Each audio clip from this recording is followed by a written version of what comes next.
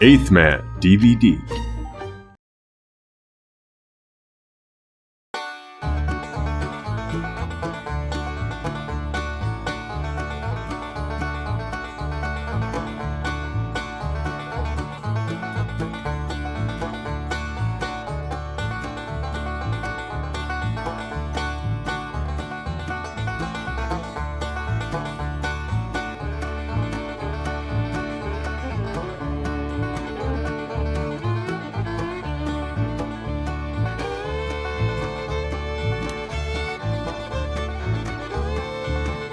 The Beverly Hillbillies.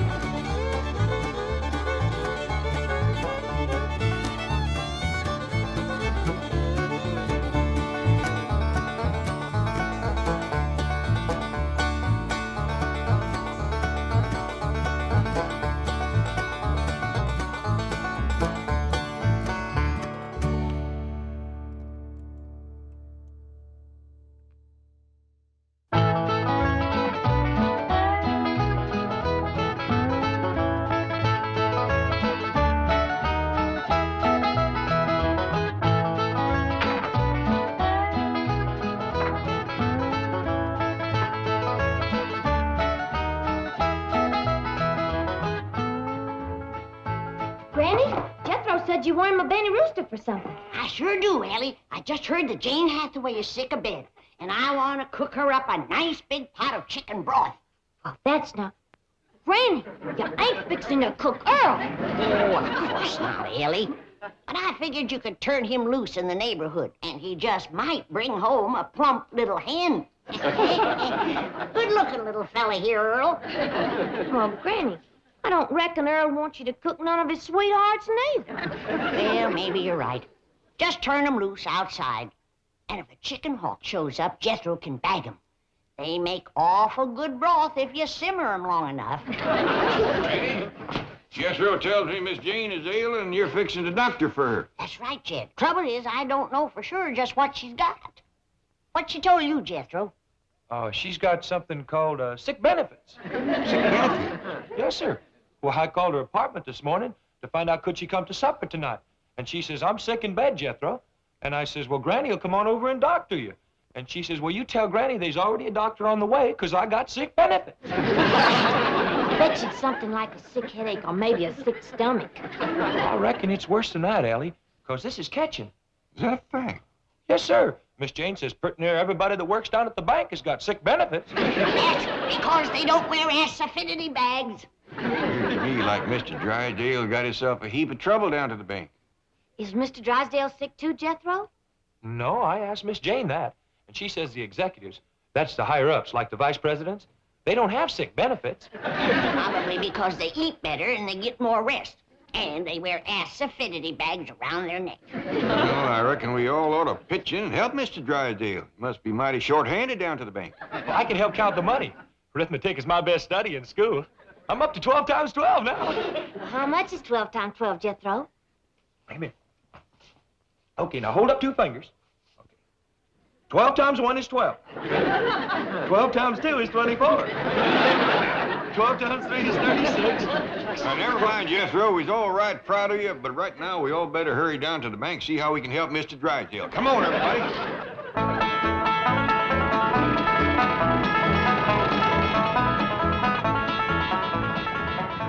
I'll go in first. The rest of you wait here. How come? We don't know how catching that sickness is. Miss Hathaway, how can you do this to me? Now, you know the bankers' convention is in town, and I'm making the keynote speech. What, you haven't finished writing it for me. Now, listen, couldn't you come in today and be sick tomorrow? 103 fever. Well, I'll turn on the air conditioning. Don't pay any attention to Dr. Murphy. I know him. He's trying to make a big thing out of this so he can collect a big fee. Oh, fine, Doctor. I knew you were there. That's why I made a joke about it. Huh? Oh, of course. Certainly. Yes. Keep her in bed. Goodbye, Doctor. Come in. Hi there, Mr. Drysdale. Mr. Clampett, hello. What can I do for you? Well, I reckon right now it's what can I do for you? We heard about all the sickness. Oh, don't let that concern you. Anything you need. Well, nothing except a secretary, a new doctor, a speechwriter, and someone to take over my work. For a fellow with all them troubles, you sure keeping your spirits up. Well, I try to keep laughing so I won't cry. Oh, will you answer the door?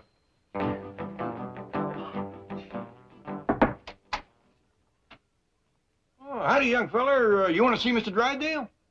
Yeah. Come in, come in. No, not today. Now leave me alone. See you later, Mr. Drysdale. Yes, and thank you so much. Just being neighborly. Who was that? Never mind him. Who are you? Oh, we met the other day when I started to work here, Mr. Drysdale. I'm the new teller trainee. My name is... What do you want? Well, sir, I noticed that you were without a secretary, and well, I thought I might be able to help. You take shorthand? Oh, I don't mean me, sir. However, there is someone from the secretarial pool that I'd like to recommend. Oh? Who? Well, the chick, the young lady at the first desk, I believe her name is Kitty Northcross. The one that wears the tight sweaters? Yeah. Does she? Oh, I only observed her efficiency. Yeah. Forget it. Oh, yes, sir. Thank you, Skipper. Who? Well, sir, I just got out of the Navy, and I like to consider this bank my new ship, and you my new captain. And I'm proud to be aboard, sir, because I know that your genius will pilot this ship of finance through the reefs of adversity and the stormy seas of competition until we drop anchor in the harbor of success. Bilgewater. Aye, aye, sir. Thank you, sir.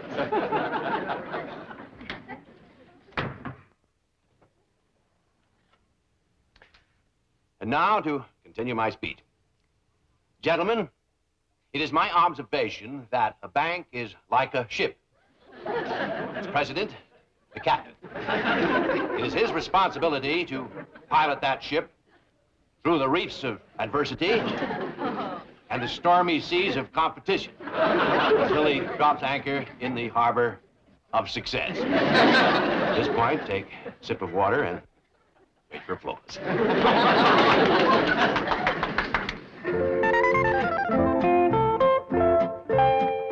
Oh, good, Elly, you're all ready.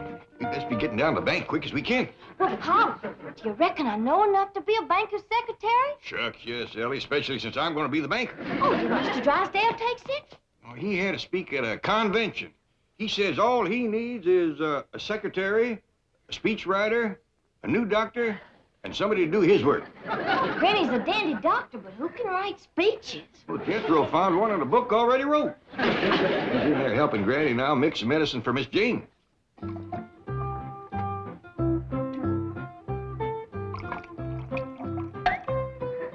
Now my secret yarb.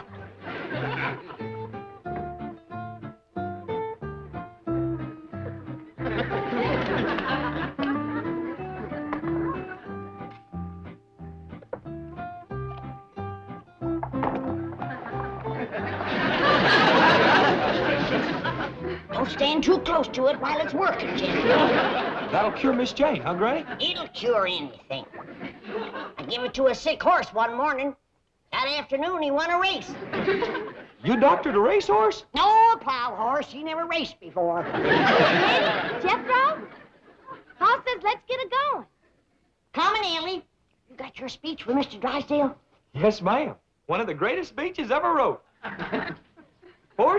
7 years ago, was brought forth to this continent a new nation, conceived in liberty and dedicated to the proposition that all men are created equal. My dingies, that's a dandy speech. I'm proud of you. I didn't write it. That was written by Abraham Lincoln, the president that whooped the South. South was not whooped. Granny, General Lee surrendered to General Grant. He did not. General Lee figured that Grant was a blacksmith. And he handed him his sword so he could sharpen it. And don't you ever forget it!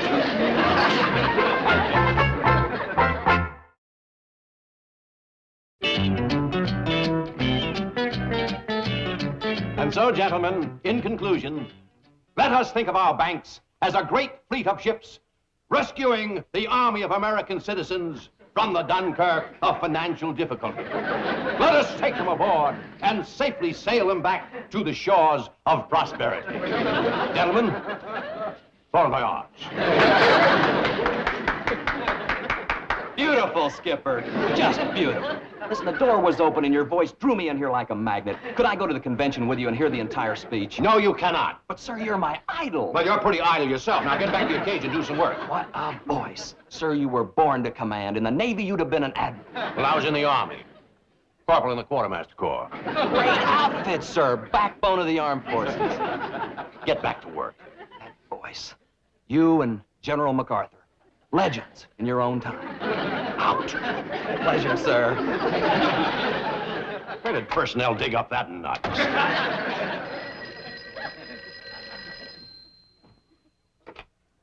General Drysdale. Right there.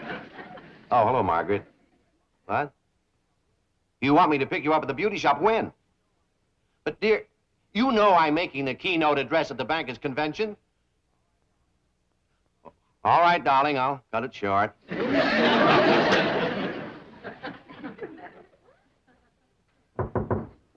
Will you stay out of here, you nut? I'm sorry. I thought it was someone else. I'm terribly upset today. That's why we's all pitching in to help. Elly here is going to take Miss Jane's place while Granny gets her well.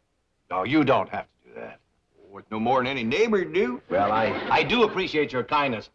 I'm running late, so please make yourself comfortable. See you later. Oh, Mr. Drysdale, here's your speech. Oh, I did forget it, didn't I? Thank you, Jethro. Oh, you're welcome. Well, goodbye, all, and thanks again. Bye. Bye. He's gone, Pa. Reckon you in charge now. Are you going to take his place, Uncle Jet? Sure gonna try. Well, sit down to your desk and go to banking. I want to see how you do it. Me too.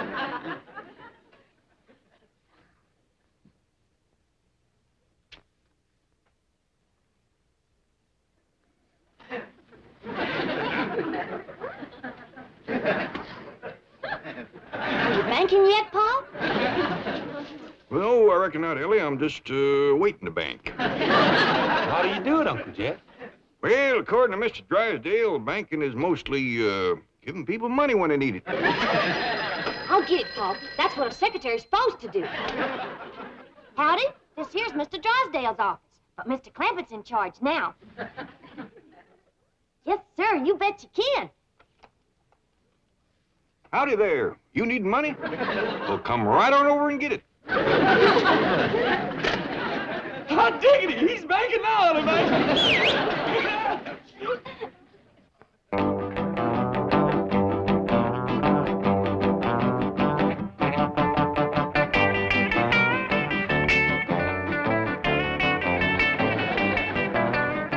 Come in, North Cross. Gee, Mr. Billington. Just call me Bob, doll. Was this going to be my new office? Bob Doll? It could be, honey. I've been speaking to Milburn about you. Milburn? The president, baby, the president. Oh, Mr. Drysdale. Had a girl, oink. Oink? Just a term of affection, doll. It means I'm a hog about you. Oh, that's cute. I think. Swell. Now, listen, about tonight, this apartment where you live, can you cook there?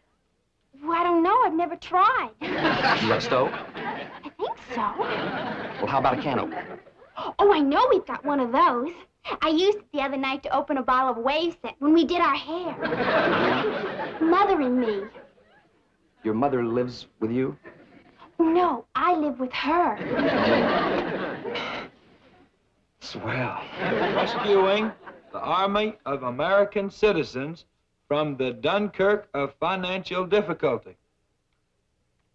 Let us take them aboard. That's enough, Jethro. No wonder Mr. Drysdale needed himself a speechwriter. That's pitiful. I didn't understand it. Me neither, and I'm a banker. Well, I reckon I'd best get out to Miss Hathaway's desk. I ain't sure I know what to do. Well, just watch others, Elly, and do like them. That's the way we learn. Yes, sir, Pa. Now, listen, honey, is your mother going to be home tonight? Oh, we're going to set our hair again. Well, hello there. Hello Well, she's sitting at my desk. Get lost, honey, huh? But Bob, Mr. Billington. Oh, Mr. Billington. Wait, in the vault. Well, what about tonight? Can I tell Mom you're coming by? Not tonight, honey.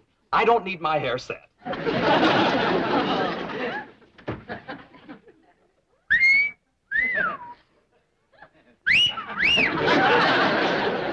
Hey. Hey. This is gonna be wild.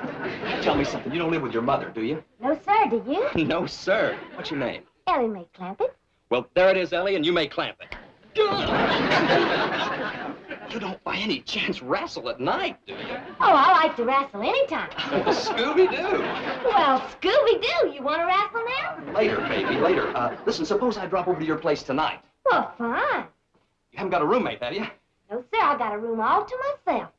Now, listen, here's the action. I swing by your pad about 7. I bring some bossa nova records, and we trample a few grapes, huh? Then we blast off to the local coffee shop, one where they don't hit me for too much bread. Then we swing back to your pad for a little moon orbit. Do you dig? Oh, yes, sir.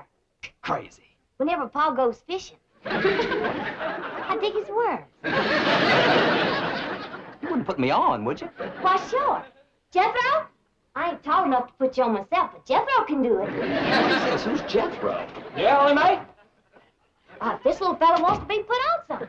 Okay. Where would you want me to put you, little fella? Oh, I'd like to be put on your list of friends. Mr. Drysdale's office, but he ain't here. I got it, Ellie Mae. Howdy there. This is Jed Clampett speaking. Can I do some banking for you? Oh, howdy, Miss Drysdale. You want to get picked up over to the beauty shop? Well, I can send Jethro right over in the truck. No, your husband ain't here. He's over to the bankers' convention making a speech Jethro give him.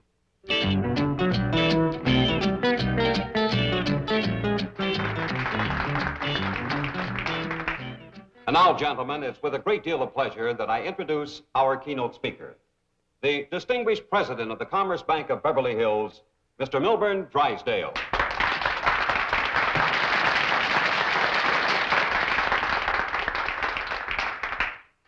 Fellow bankers, 407 years ago, our fathers brought forth upon this continent a new nation.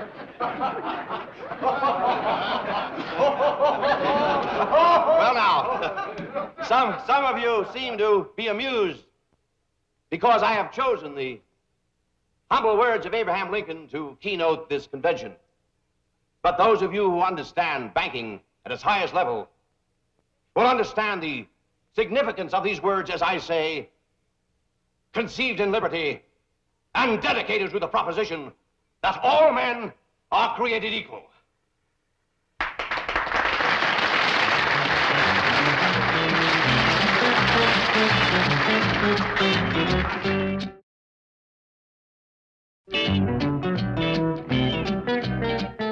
Paul, this here's Mr. Wilson, the man that called you about borrowing money. Well, howdy there, Mr. Wilson. I'm pleased to meet you. Sit down a spell. Oh, thank you, sir. Hey, have a smoke? Yes, sir. And hey, Mr. Wilson like a nice cold pitcher of spring water or some coffee or tea or something. Would you, Mr. Wilson? No, thanks, young lady. You look all tuckered out. Yes, I am. I've been going from bank to bank trying to borrow some money. Didn't they have none? Well, none that they wanted to loan me. You see, Mr. Clampett, my chicken ranch is mortgaged to the hilt. I've no credit, no collateral. I need money to buy feed. Well, we got a vault full of it. How much money you need? See, if I just had enough... Are you kidding me? Ellie Mae, take him out of the vault and show him the money. No. I mean, would you really lend me the money? Well, that's what banks is for, ain't it? Well, yes, but I'm poor. I have no security. Ain't no shame being poor as long as you're honest. How do you know I'm honest? Well, if you wasn't, you'd be telling me about how much you got instead of how much you ain't got. Mr. Clampett, I've never met a banker like you before. Oh, shucks, Mr. Drysdale can outbank me any day in the week. He must be a wonderful man. You bet he is the best banker around here. Now, how much money would you like to have? Well, sir, I really need $5,000, but I can squeeze by on 3 or 4. Ellie Mae, Go fetch this man $5,000. Yes, sir, Pop. Bring him a cup of that cider that Granny sent down to ward off sick benefits. Doggone if he don't look like he's coming down with it. Okay, Pop. Now for my secret yarb. What is your secret yarb, Granny? Oh, I dasn't tell you, Jethro. Why, if that was to ever fall into the hands of the enemy, the North could win the war. Told you, Granny, they done won it. No such thing. We's just laying back, letting them think they did. One of these days when they ain't looking, we's gonna jump them. You gotta believe me, the South done got whooped. You go cut me a hickory switch and meet me in the woodshed, and I'll show you who got whooped. That's another thing I keep telling you. We ain't got no hickory tree and no woodshed. That's right. I guess I'm getting old and feeble. Yes, ma'am. Well, open your mouth and close your eyes. Granny's going to give you a little surprise. Oh, good. Swallow that. That'll keep you well and learn you not to talk Yankee nonsense.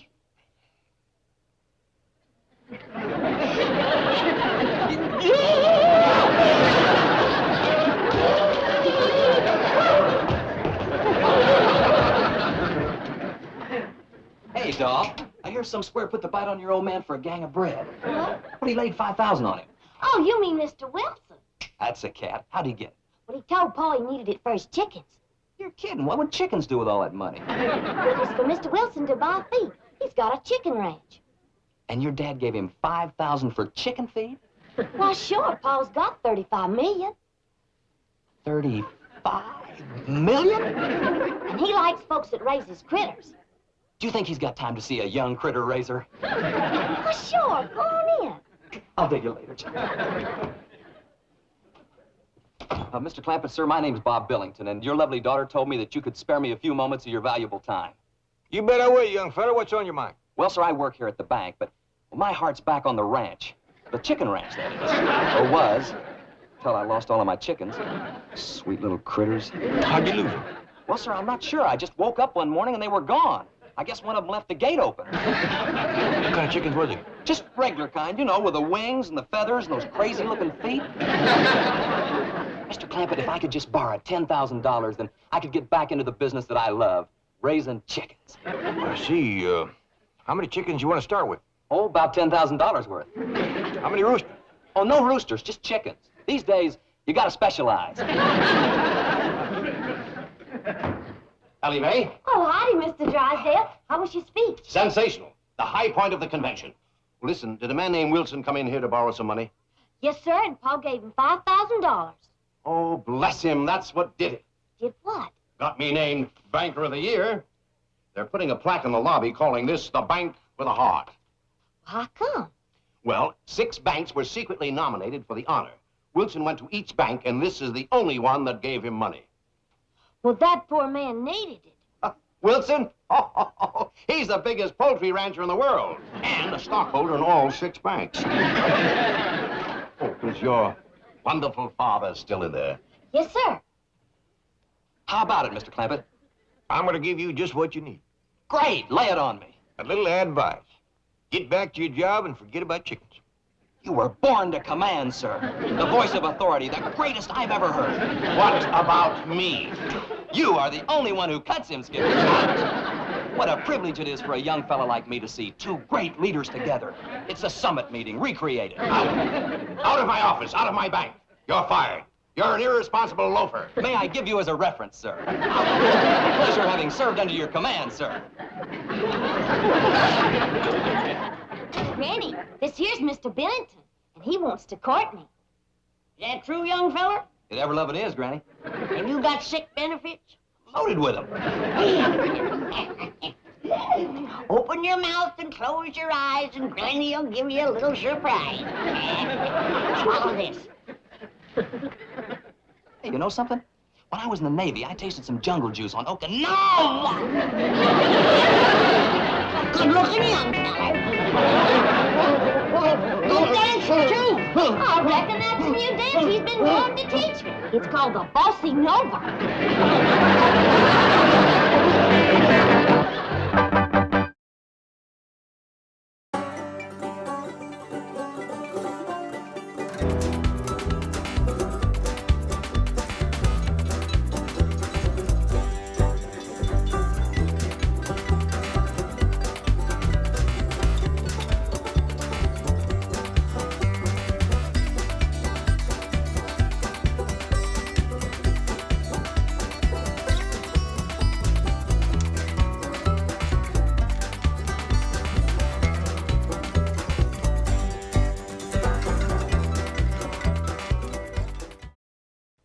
This has been a Filmways presentation.